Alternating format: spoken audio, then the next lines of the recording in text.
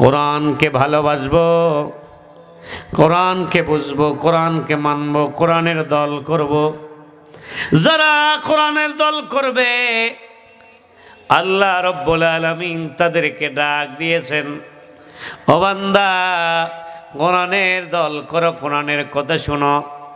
ওয়াতাসিমু বিহাবলিল্লাহি জামিয়ান ওয়ালা তাফাররাকু, তোমরা যারা কোরআন রজ্জু মানে হলো হাবলুন মানে রজ্জু, তাফসীর কারকরা সবাই একমত কোরআনের রজ্জু মানে আল্লাহ, রজ্জু মানে হলো এই কোরআন। কোনটা? এ কোরআন হলো রজ্জু, রশি। যারা এই কোরআনের কাছে আসবে, যারা এই কোরআনকে মানবে, যারা এই কোরআনকে বুঝবে, আল্লাহ রব্বুল আলামিন দাওয়াত দিয়েছেন, মাওলানা বান্দারা যদি তোমরা কোরআনের রজ্জুকে ধরো তাহলে তোমরা পৃথক হইও না। কি হইও না? পৃথক হইও না। এখন এই যে সব সমস্যার সমাধান আমরা বলি না, কে দিতে পারে? কোরআন। মানে এটা একটা মিছিল আছে, বলেন তো সব সমস্যার সমাধান বলেন দিতে পারে আল কোরআন। সব সমস্যার সমাধান জোরে বলেন, শিখতে হবে তো মাসলা। সব সমস্যার সমাধান হয় নাই, সব সমস্যার সমাধান সমান কয় না, সবাই না করলে হবে না। সব সমস্যার সমাধান দিতে পারে আল কোরআন। কোনটা দিতে পারবে? কোরআন। আল্লাহ পাক রব্বুল আলামিন বলেন, ওয়াতাসিমু বিহাবলিল্লাহি জামিয়ান ওয়ালা তাফাররাকু, ও বান্দা কোরআনকে তোমরা আঁকড়ে ধরো, কোরআনকে তোমরা রশিকে ধরো, তোমরা পৃথক হয়েও না। পৃথক হয়ে দেখো না বহু জাতি নিপাত হয়ে গেছে, ধ্বংস হয়ে গেছে, জমিন থেকে ধ্বংস হয়ে গেছে। অতএব তোমরা সবাই কোরআনের কাছে আসা। কার কাছে আসতে হবে? এই কথা বলার জন্যই এটা, এই কথা বোঝানোর জন্য তাফসীর। একদিন, দুই দিন, তিন দিন বোঝাতে বোঝাতে পরিবর্তন হয় কিনা? হয় না? কি বলেন?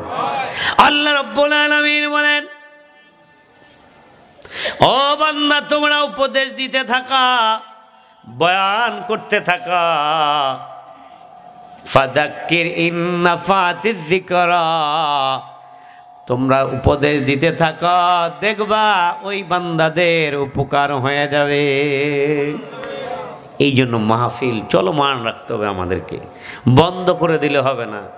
যারা বন্ধ করে দিয়েছে, যারা বন্ধ করে দিতে চেয়েছিল, বন্ধ করে দিয়েছ, তারা মনে করেছে যে এই কোরআনের বয়ানকে যদি আমরা বন্ধ করে দিতে পারি তাহলে এদেশের মানুষগুলো আর মাজা সোজা করে, কোমর সোজা করে দাঁড়াতে পারবে না। বোঝেন নাই কথা? কষ্ট নেবেন না। আপনাদেরকে অনেক সময় আমরা কথা বলে গায়ে টেনে নেন। আসলে স্বৈরাচার তো এদেশের স্বৈরাচার বলতে কি, যেই শাসক কর্তা স্বৈরাচার আচরণ করে তাকে বলে স্বৈরাচার। কিন্তু এখানে যারা সাধারণ মানুষ গমের জন্য, বিপদের জন্য, নাগরিকত্বের জন্য কোনো না কোনোভাবে মেম্বারের কাছে ধরেন না জিম্মি, চেয়ারম্যানের কাছে জিম্মি, তাই বলে তারাও কি স্বৈরাচার হয়ে গেছে? তারা কিন্তু স্বৈরাচার না। তবে হ্যাঁ, স্বৈরাচার হলে একটা সরকার, জনগণ কখনো স্বৈরাচার হয় না। তো আপনারা আপনাদের গায়ের দিকে নেবেন না, কিন্তু এটা না বললেও আমাদের ইমানের দাবি পূরণ হবে না। এই জন্য আপনাদের স্বৈরাচার মানে আমরা রাষ্ট্র সরকারকে বুঝি, স্বৈরাচার একজন ব্যক্তি করতে পারে না। পারে? আমার দিনী বন্ধুরা, ভাইয়ারা, স্বৈরাচার বন্ধ করে দিয়েছিল, বন্ধ করার চেষ্টা চালিয়ে গিয়েছিল, কারণ তারা জানে যাদের মধ্যে ঈমান থাকে, যিনি গতকালকে আমাদের খাসড়াহাট বাজারে মাহফিল করেছেন, উনি বলেছেন আমার নামে 54টা মামলা, 54টা মামলা, আমার ঘরের মালামালগুলো সব করব হয়ে গেছে, বইগুলো সব নিয়ে গেছে, এমনকি সব মালগুলো নিয়ে গেছে। সর্বশেষ বলে আমার 47 লক্ষ টাকার সম্পদ নষ্ট করেছে। উদ্দেশ্য কি বলতে পারেন? উদ্দেশ্য হচ্ছে যেন বয়ান বন্ধ করে দেয়, তাফসীর বন্ধ করে দেয়। কারণ কোরআন যখন বন্ধ করে দিতে পারে তখন মানুষের ঈমান মরে যায়। ঈমান মরে গেলে ওই বেঈমানগুলোকে অন্যায় করা সহজ হয়ে যায়, শাসন করা সহজ হয়ে যায়, শোষণ করা সহজ হয়ে যায়। এই জন্য তারা কোরআনের বয়ানকে বন্ধ করে দিতে চেয়েছিল। ঠিক বললেন না তো সবাই? সবাই তো বলেন নাই। তাহলে মনে হয় কথাটা ভুল বললাম। আমি আপনাদেরকে একটা উদাহরণ দেব। আফ্রিকা মহাদেশের একটা অঞ্চলের নাম আছে কঙ্গো। অনেকে যারা সেনাবাহিনীতে চাকরি করেছে, যারা মিশনে গিয়েছেন, কেউ কেউ ওই কঙ্গোতে গিয়েছে। আমার এক নিকটতম আত্মীয় সে গিয়েছে, তাকে আমি জিজ্ঞাসা করলাম যে ভাই সেখানে কি কি দেখলেন, কেন এত বড় যুদ্ধ?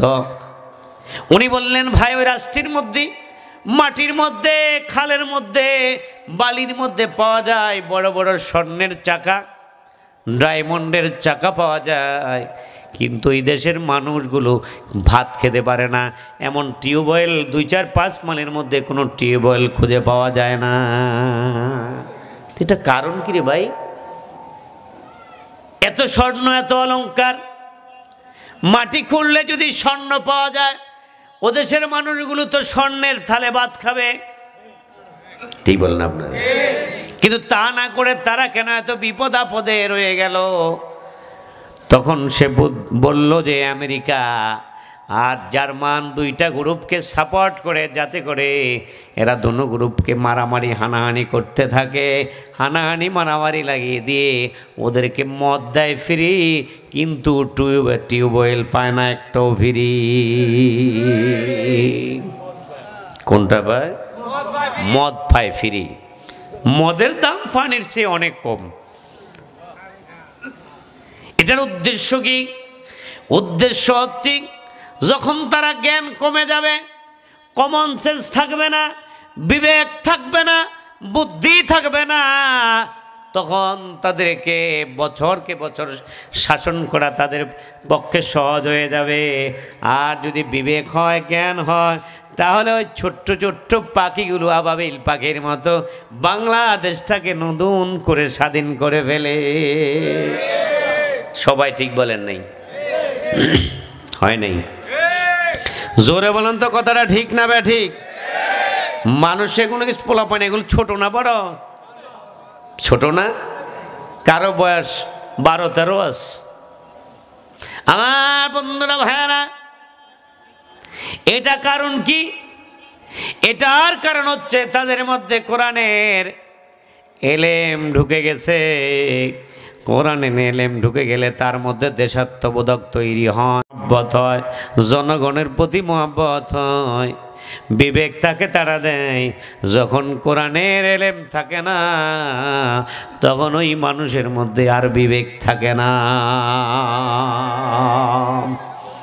তবে এই চরিত্রটা তাদের মধ্যে ছিল।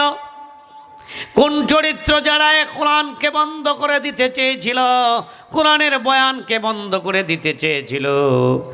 আমি ওই ভাইদেরকে বলবো, যারা এখনো আছে তাদেরকে বলবো এটা বন্ধ করে দিও না।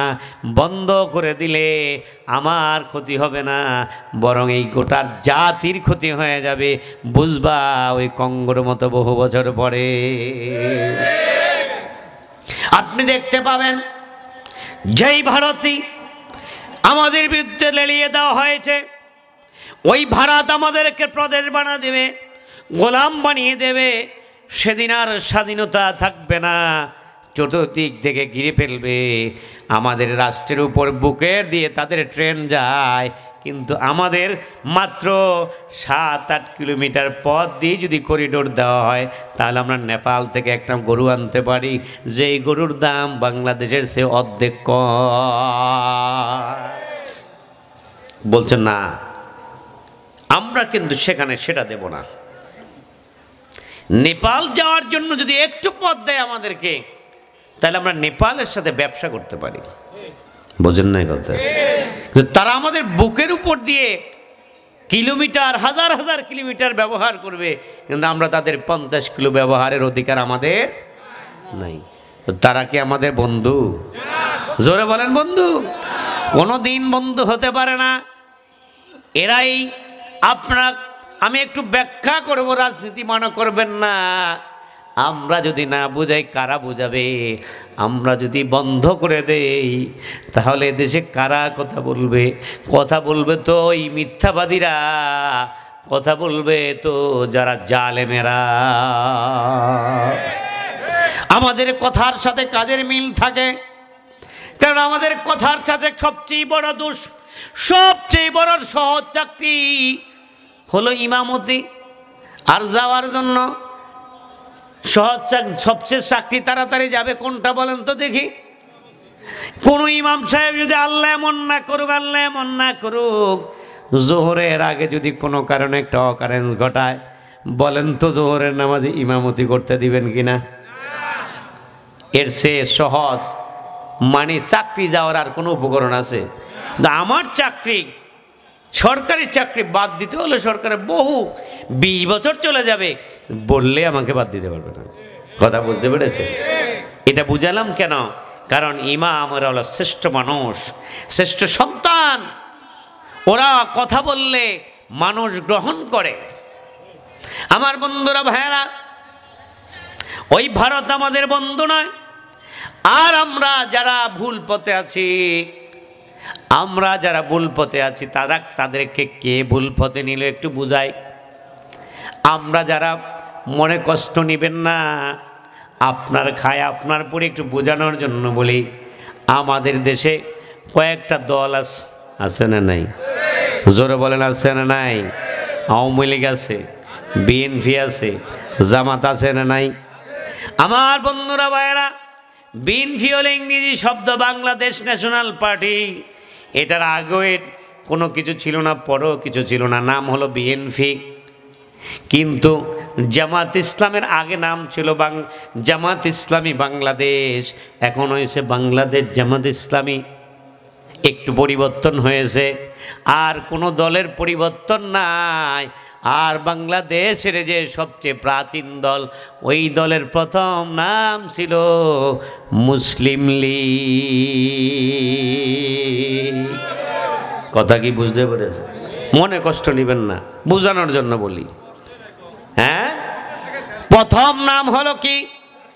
জোরে বলেন কি নাম? মুসলিম লীগ। ইতিহাস জানুন, প্রথম নাম হলো মুসলিম লীগ।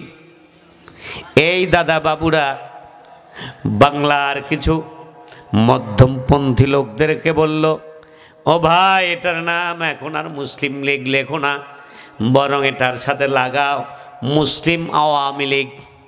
কি লাগাও? এটা কিন্তু আরবি শব্দ। মুসলিম লীগ, লীগ হলো পার্সি শব্দ, বুঝছেন? যে মুসলিমের দল, এটা মূলত ছিল কাদের দল? জোরে বলেন, মুসলিম লীগ মানে কি? মুসলমানের দল। কথা কন না গা? মুসলিম লীগ মানে কি? মুসলমানের দল। মুসলিম লীগ বাদ দিয়ে বলল না, এইভাবে রাখেন আওয়ামী মুসলিম লীগ। মুসলিম বাদ দিয়ে হলো কি আওয়ামী। জোরে বলেন কি নাম? আমি কিন্তু বুয়া বলি না কথা।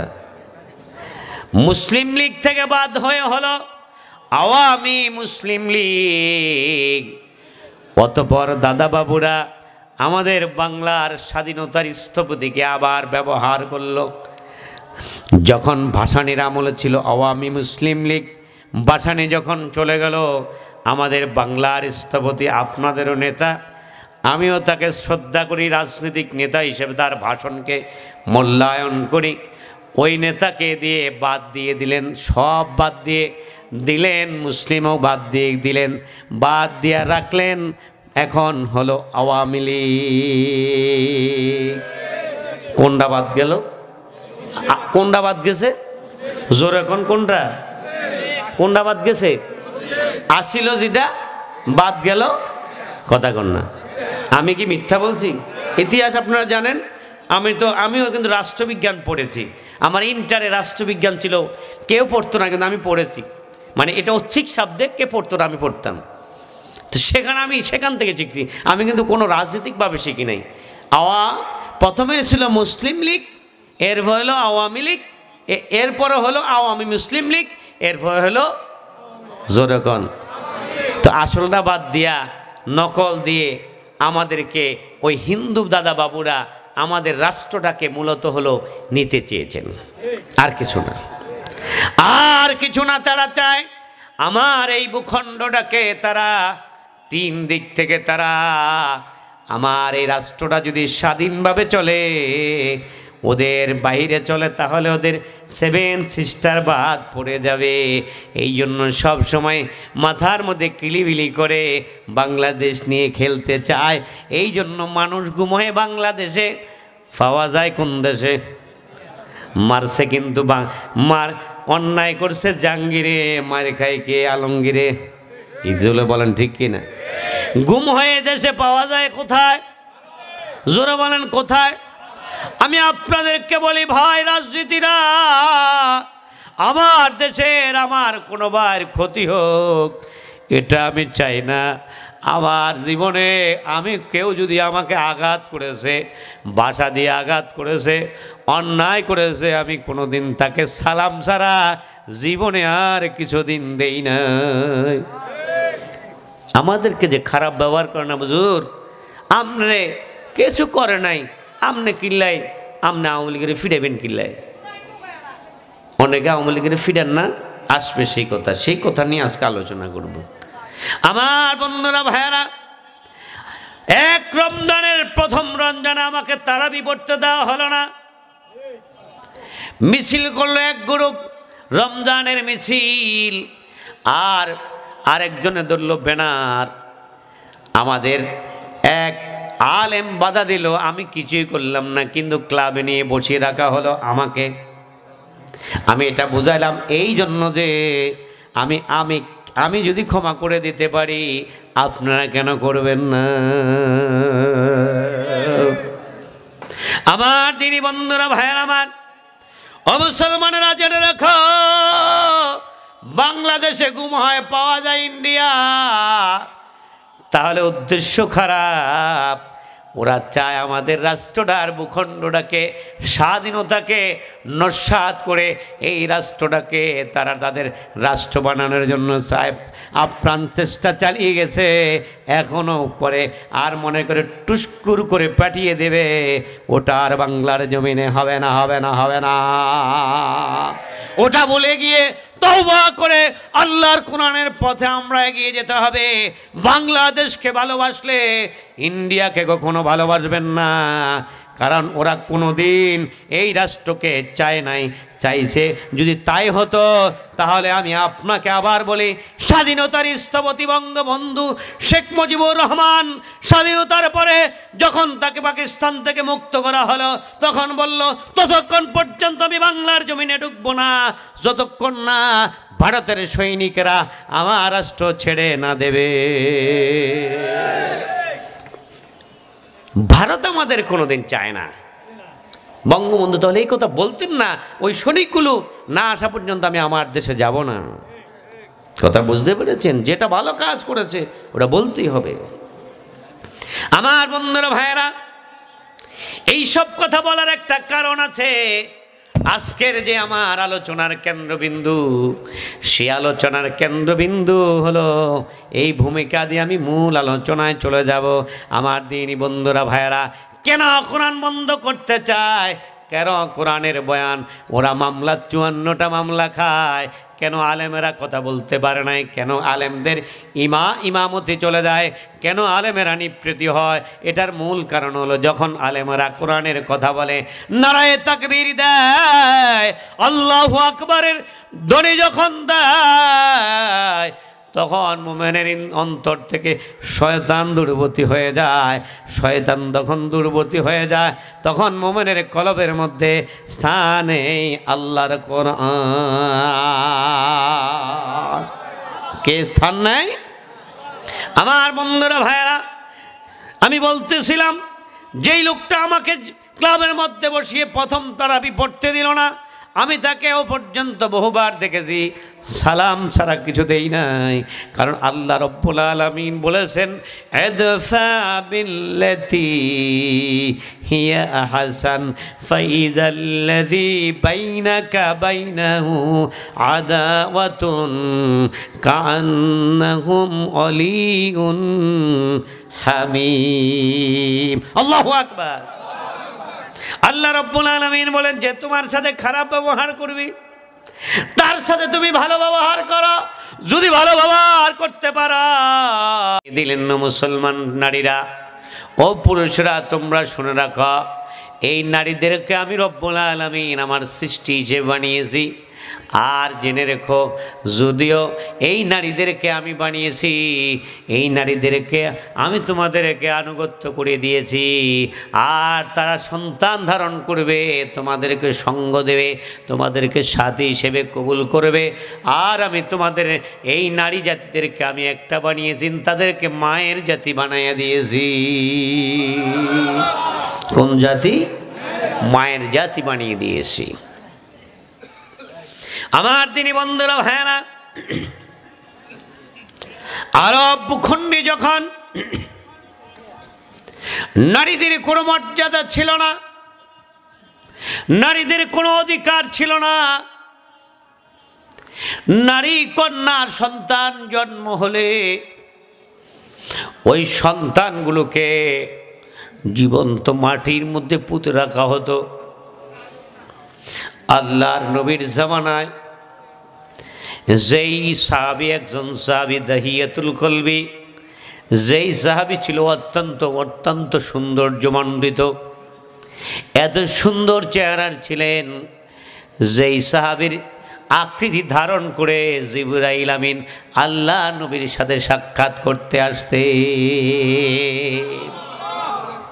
ওই দাহিয়াতুল কলবি ইসলাম গ্রহণ করার যখন নিয়ত করলেন, আল্লাহ নবীর কাছে এসে বলি, ইয়া রাসূলুল্লাহ, ইয়া হাবিবাল্লাহ, তুমি তো মানুষদেরকে দ্বীনের দাওয়াত দাও, কালিমার দাওয়াত দাও, কালিমালার দাওয়াত দাও, এক কালিমার দাওয়াত দাও, বলো তো দেখি, তোমার এই কালিমা পড়লে আমার সব গুনাহ মাফ হবে যাবে? সব গুনাহ কি মাফ হয়ে যাবে? আমার রব্বুল আলামিন রাসূল বললেন, শোনো দাহিয়া কলবি, আল্লাহর যে কালিমা আছে, সম্মানিত কালিমা, ওই কালিমা যদি কেউ ঈমানের সাথে পড়ে, ইহতিসাবের সাথে পড়ে, তাহলে আল্লাহ রব্বুল আলামিন তার জীবনের সমস্ত গুনাহ খাতাগুলোকে, অন্যের হক ছাড়া যত গুনাহ আছে, কবিরা গুনাহ আছে, সব গুনাহ খাতাগুলোকে আমার আল্লাহ রব্বুল আলামিন মাফ করে দিবে। দাহিয়াতুল কলবি অত্যন্ত ভগ্ন হৃদয় নিয়ে রাসূলের কাছে বলল, ইয়া রাসূলুল্লাহ, ইয়া হাবিবাল্লাহ, ও হাবিব, ঠিক আছে মেনে নিলাম, সব মাফ করে দেবে, কিন্তু আমিও বিশ্বাস করি সব মাফ করে দেবে, কিন্তু আমার জীবনে এক অলৌকিক ঘটনা ঘটেছিল, এক অনাকাঙ্ক্ষিত, এত বড় মারাত্মক ভয়াবহ ঘটনা ঘটেছিল, যেই ঘটনা আমার মনে বলে, আমার বিশ্বাস হয় আল্লাহ সব মাফ করে দিল, আমার ওই একটা অপরাধ মাফ করবে না, সব মাফ করে দিবে, একটা গুনাহ আমার মাফ করে দেবে না।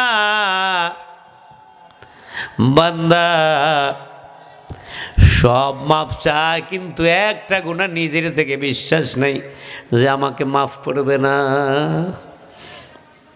ওই মাফ আমরাও কি আল্লাহর কাছে চাই কিনা? জোরে বলেন। আমি যতই নালিশ জানাই আল্লাহ,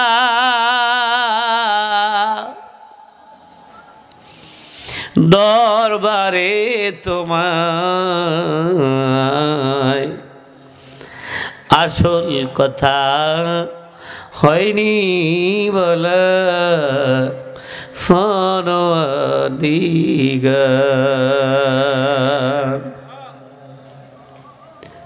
আমি যতই নালিশ জানাই আল্লাহ, দরবারে তোমার আসল কথা হয়নি বলা পরওয়ারদিগার।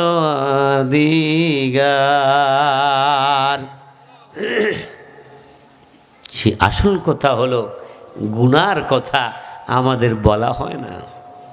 দেহিয়াতুল কলবি রাসূলের কাছে ভগ্ন হৃদয় নিয়ে, ও রাসূল আমার বিশ্বাস হয় সব পুরা মাফ হয়ে যাবে, কিন্তু আমার একটা গুনাহ এত বড় এত বড়, এত ওজন মাফ হবে বলে আমার বিশ্বাস হয় না। আল্লাহ নবী বলেন কি সে গুনাহ? বলল দাহিয়া কলবি, বলে আমার একটা কন্যা সন্তান হলো, বয়স হলো মাত্র 4 বছর। বললাম না জিবরাইল আমিন যার আকৃতি ধারণ করে নবীর কাছে এসেছে, তাহলে ওই নবীর চেহারা কত সুন্দর। ওই সাহাবীর নাম ছিল দাহিয়া কলবি। কি নাম? জোরে বলেন কি নাম? দাহিয়াতুল কলবি। ওই দাহিয়াতুল কলবি যেমন সুন্দর, তার কন্যাটা কত সুন্দর। বিশ্বাস করেন গত রাত্রে 2টা বাজে যখন মাহফিলের সব আঞ্জাম শেষ করে যখন বাসায় পুষলাম, বাসায় গিয়ে হিসাব লিখলাম। হিসাব লেখার পরে রুমে গিয়ে দেখি আমার 3 কন্যা এবং আমার ফ্যামিলি একই সাথে ঘুমানো। ওই 4 জন ওখানে শোয়ায় কষ্টকর, এখন আর সেখানে আমার কোনো জায়গা নাই। 4 জন শুয়ে গেছে, তো আমার আর ওখানে শোয়ার মতো পরিবেশ নাই। কিন্তু এখন আমি শুইব কোথায়? তখন আমি নিয়ত করলাম আমার যে 4 বছরের যে কন্যার সন্তানটি আছে ওকে যদি আমার হাতের উপর নিয়ে একটু ঘুমা, তাহলে মনে হয় আমার ঘুমটা একটু তাড়াতাড়ি আসবে। ওই 4 বছরের কন্যার সন্তান কত প্রিয়, কত ভালোবাসা। যার আছে সন্তান সে বুঝে। ও মুসলমান বন্ধুরা, ভাইয়ের আমার, যেই সন্তানকে মুখে নিলে হার্ট ভালো হয়ে যায়, দাহিয়াতুল কলবি বলে আমি ওই 4 বছরের কন্যার সন্তানটা যখন পুটপুটে আমার বাবা বাবা বলে ডাক দিল, ডাক দেয়, আমার কন্যা সন্তান হওয়ার কারণে আমি দূরে ছিলাম। আসার পরে আমার মনের মধ্যে জাগলো যে কন্যা সন্তান হলে আমার মনোমালিন্য হবে, আমার ইজ্জতের হানি হবে, আমার সম্ভ্রান্তের ভাটা পড়বে, আমার যোগ্যতায় ভাটা পড়বে, আমার বংশের চুনকালি হবে। এই জন্য মনস্থ করলাম ওই কন্যার সন্তানটাকে আমি জমিনের মধ্যে জীবন্ত গেড়ে ফেলব।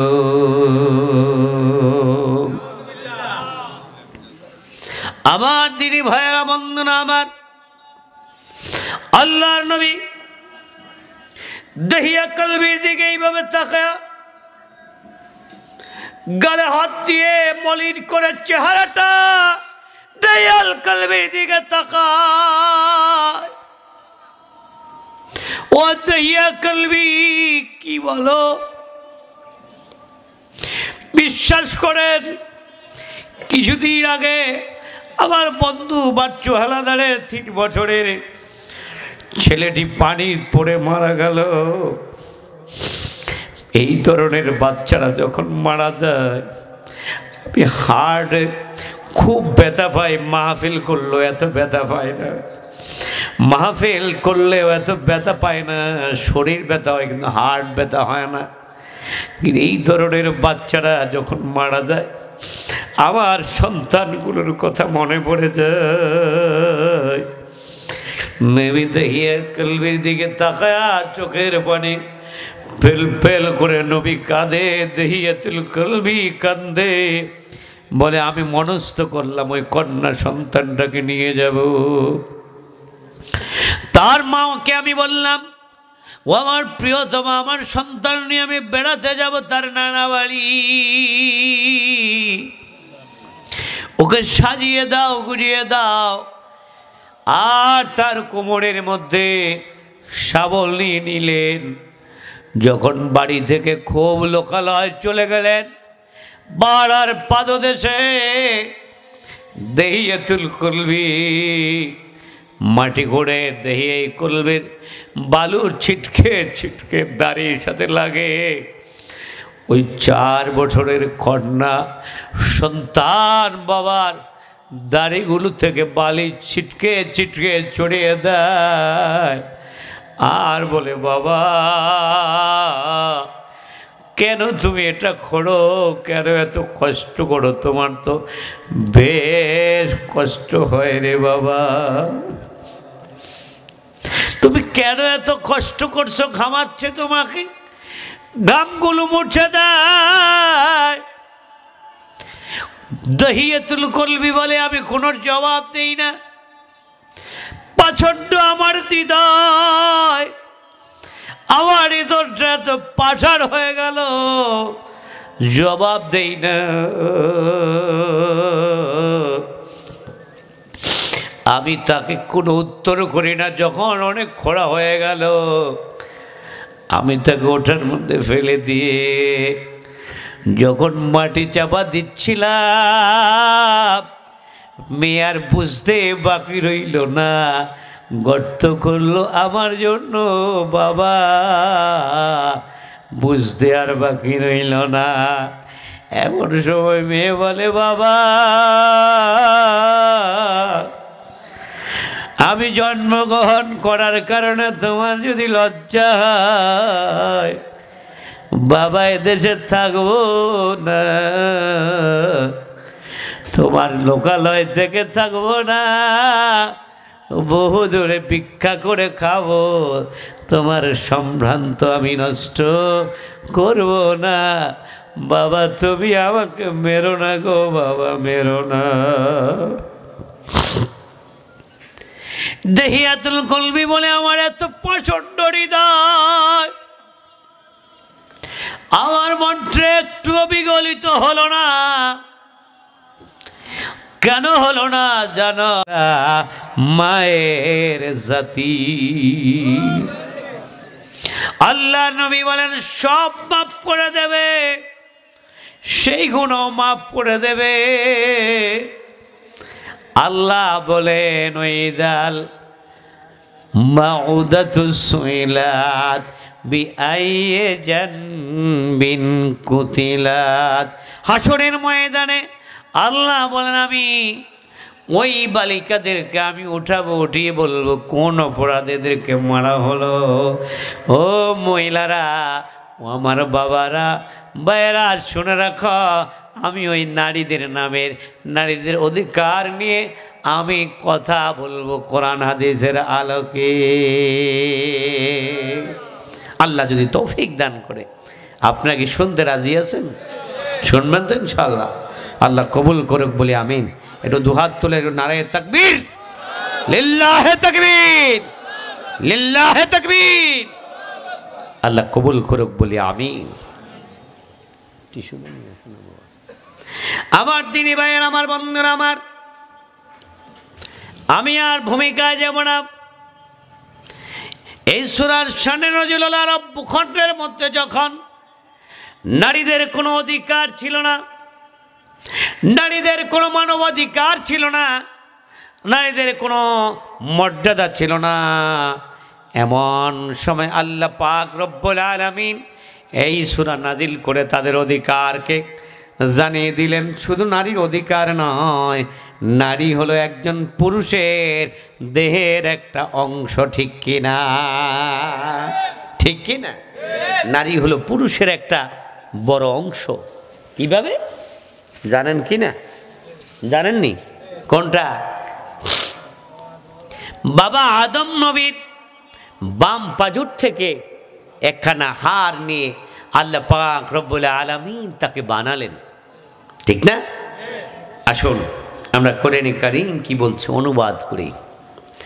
আল্লাহ পাক রব্বুল আলামিন বলেন, ইয়া আইয়ুহান-নাসু ইত্তাকু রাব্বাকুমুল্লাযী খালাকাকুম মিন নাফসিন ওয়াহিদাতিন ওয়া খালাকা মিনহা যাওজাহা وبث منهما رجالا كثيرا ونساء واتقوا الله الذي تساءلون به والأرحام إن الله كان عليكم رقيبا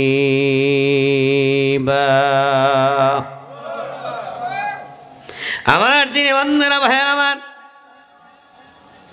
আল্লাহ তাআলা বলেন মানুষেরা শুনে রাখো সমগ্র মানব মণ্ডলীকে আহ্বান করেছেন সব মানুষগুলোকে ডাক দিয়েছেন ও হিন্দুরা শোনো ও খ্রিস্টানেরা শোনো ও বৌদ্ধরা শোনো ও মাজুসিরা শোনো গোটা মানব মণ্ডলী শোনো শুধু শুনবা না এক আল্লাহকে ভয় করো কারে ভয় করো এক আল্লাহকে ভয় করো কেন ভয় করবা আল্লাহ বলেন যিনি তোমাদেরকে বানালেন একটি নফস থেকে সেই নফস হলো আদম বাবা আর এরপরে বানালেন তার থেকে ও খালাকা মিনহা যাওজাহা তার স্ত্রীকে বানালেন এরপরে দুইজনের সংমিশ্রণে আল্লাহ পাক রব্বুল আলামিন অসংখ্য নারী অসংখ্য পুরুষকে বানালেন কেন বানালেন শুধু বানালেন না আল্লাহ বলেন আবারও তোমরা আল্লাহকে ভয় করো কারণ যার নামে ডাক দিয়া তোমরা একে আত্মীয়তা একে দাবি করো আমার ভাই আমার বন্ধু আমার ছেলে আমার বিয়াই আমার ভগ্নিপতি আমার আত্মীয় আমার বন্ধু বলে দাবি করো নিশ্চয় নিশ্চয় আমার আল্লাহ রব্বুল আলামিন তোমাদের উপরে খুব তীক্ষ্ণ দৃষ্টি রাখে রকিব আর নজিরের মধ্যে পার্থক্য আছে নজির মানে দেখেন আর রকিব মানে হলো এইভাবে চায়া থাকে একেবারে তীক্ষ্ণভাবে দেখে রাখার নাম হলো রকিব মানে আল্লাহ পাক রব্বুল আলামিন আমাদের দিকে এইভাবে দেখে আছেন কে বলেন বিশ্বাস আছে না নাই জোরে বলেন বিশ্বাস আছে না নাই এখন তো দুর্বলতা আছে জমি যদি দখল করেন কারো জমিন যদি দখল করেন এটা আল্লাহ দেখবে না দেখবে না অন্যায়ভাবে কোন দলের আওয়ামী লীগের লোক দুর্বল ভয়া মারলে আল্লাহ দেখবে না নাই যদি অপরাধ করে ক্ষমা করে দেন নচেত বিচার চান কিন্তু আপনি হাত দিবেন না গায়ে আর বিনা অপরাধে বিচার যদি বিনা অপরাধে যদি আঘাত করেন তাহলে ওর স্ত্রী কাঁদবে কিনা জোরে বলেন ওর মেয়ে কাঁদবে কিনা জোরে বলেন ওর মেয়ে সন্তান ছেলে কাঁদবে কিনা আল্লাহর কাছে দুটি পানি হলো সবচেয়ে প্রিয়তর একটা হলো চোখের পানি আর একটা হলো জিহাদের ময়দানে ওই ছাত্র বিপ্লব করেছে যারা বুকের তাজা রক্ত দিয়ে প্রমাণ করলেন বাংলাদেশের স্বৈরাচারের জায়গা হবে না হবে না হবে না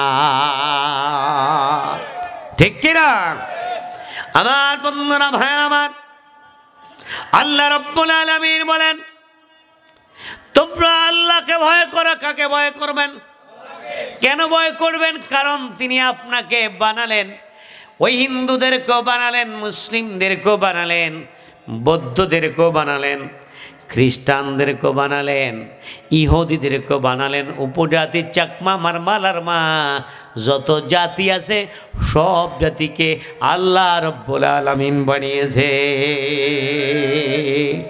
কে বানাইছে আল্লাহ তাআলা বানালেন এখন আল্লাহ পাক রব্বুল আলামিন ভয়ের কথা কেন বললেন এই কথা বইয়ের কথা একটা বলার কারণ হলো এটা স্মরণ করিয়ে দেওয়া, তুমি যদি মনে করো দেয়ার ইজ নো গড, আমি মাটি থেকে হয়েছি, নাউজুবিল্লাহ, আল্লাহ ছাড়া কোনো যা দেখি না নয়নে তা বিশ্বাস করি না গুরুর বচনে, এটা হবে না, এটা হবে না। তুমি কি অক্সিজেন দেখো কিনা, বাতাস দেখেন? বিশ্বাস তো করেন, বিশ্বাস করেন না? তাহলে আল্লাহ পাক রব্বুল আলামিন আছেন, যদিও দেখা যায় না, তবে সৃষ্টির মধ্যে দেখা যায়, কল্পনার চক্ষুর মধ্যে দেখা যাবে, কিন্তু আল্লাহকে স্বচক্ষে দেখার পাওয়ার আমাদের নাই। কারণ আমাদেরকে যে ডাইমেনশনে সৃষ্টি করা হয়েছে, মাত্র 3 ডাইমেনশন আমাদের মধ্যে আছে, 9টা আরও উপাদান আছে যেগুলো আমরা দেখি না, যেগুলো আমাদের যে শক্তি নাই, ওগুলো আমাদের দেখার কোনো পাওয়ার নাই। জিন আমরা বিশ্বাস করি, জিনে মানুষকে ধরে, কিন্তু দেখেছেন কোনো দিন? জোরে বলেন। তার জিনেরে বিশ্বাস করেন গা, ঠিক না? তাহলে আল্লাহকে আমরা বিশ্বাস, আল্লাহ পাক রব্বুল আলামিন বলেন আল্লাহকে তোমরা ভয় করো যিনি তোমাকে সৃষ্টি করেছেন। তাহলে আমাদের জোরে বলেন আমাদের স্রষ্টাকে, আমাদের জোরে বলেন, 2 হাত উঁচু করেন, বলে আমাদের স্রষ্টাকে, আমাদের জোরে বলেন আমাদের স্রষ্টাকে। আমাদের স্রষ্টা হলো আল্লাহ। ওই আল্লাহ বলেন আমাকে তোমরা সৃষ্টি করেছি তোমাদেরকে, এই জন্য তোমরা আমাকে ভয় করো, আমাকে ভয় করো, আর কাউকে ভয় করবা না। ভয় করতে হবে কাকে? আল্লাহকে। ভয় করার কারণ কি? যিনি আমাকে, এই কথা কিন্তু প্রথমে বলেছেন। আমরা জানি সর্বপ্রথম সূরা কোনটা নাজিল হয়েছে? সূরাতুল আলাক। বলেন না কেন? এত বছর তাফসীর শুনেন, কোন সূরা? সূরাতুল আলাক। ওই সূরার মধ্যে প্রথমে 5টি আয়াতে কারিমা নাজিল হয়েছে। আল্লাহ রব্বুল আলামিন বলেন ইকরা বিইসমি রাব্বিকাল্লাযী খালাক। আল্লাহ রব্বুল আলামিন বলেন পড়ো তোমার প্রভুর নামে যিনি তোমাকে কি করেছেন। জোরে বলেন কি করেছেন। ওখানে আল্লাহ পাক রব্বুল আলামিন বলেন পড়ো তোমার প্রভুর নামে যিনি তোমাকে সৃষ্টি করেছেন। এই জন্য সন্তানগুলোকে আগে আমরা কোথায় পড়াবো? আগে মাদ্রাসায় পড়াবো, এরপরে কলেজ ইউনিভার্সিটি পড়ানো সমস্যা নেই। ডাক্তার তো লাগবে না? ডিসিএসপি লাগবে না? লাগবে কি না? ওই ধরনের ডিসিএসপি চাই না যারা দিনের বুট রাতে কমপ্লিট করে ফেলে। আমাকে একজন প্রধান শিক্ষক বলেছে 18 সালের ভোটের সময় মিটিং করেছে, বলছেন যে ওই রিটার্নিং অফিসারদেরকে বলেছেন, যারা প্রিজাইডিং অফিসার বলেছেন, যদি মনে করেন যে দিনের বেলা ওরা বেশি আইলে ওরা বেশি হইব, তাহলে রায়তে কাম হারাইয়া লাইন। কে বলছে? ডিসি। ওগুন আসেনি ওনার 22 জনকে দিছে। ওরা কত বড় অমানুষ, একটা রাষ্ট্রের সাথে কত বড় বেঈমানি করেছে। আমার মুসলমান বন্ধুরা ভাইরা, এই ধরনের জালেম যারা ডিসি হবে, এই ধরনের জালেম যারা এসপি হবে, ওদের মধ্যে আল্লাহর ভয় নাই, ওদের মধ্যে আল্লাহর ভয় কোনোদিন ছিল না। এই জন্য আল্লাহ তাদেরকে লজ্জতের সাথে বিদায় করে দিয়েছেন। জোরে বলেন আলহামদুলিল্লাহ। এখন আগে কোথায় পড়াবো? আগে কোথায়? মাদ্রাসা আগে সবারই পড়াবো, এরপরে যেন পড়ান সমস্যা নেই। মাগো তোমার একটি ছেলে মাদ্রাসাতে দিও, এই পৃথিবীর বুকে তুমি জান্নাত কিনে নিও। সবাই কয় না কিন্তু। মাগো তোমার একটি ছেলে মাদ্রাসাতে দিও, এই পৃথিবীর বুকে তুমি পারলে জান্নাত কিনে নিও। জান্নাত কোথায়? এখানেই জান্নাত কিনতে পারবা। সন্তানকে যদি সুসন্তান বানাতে পারো,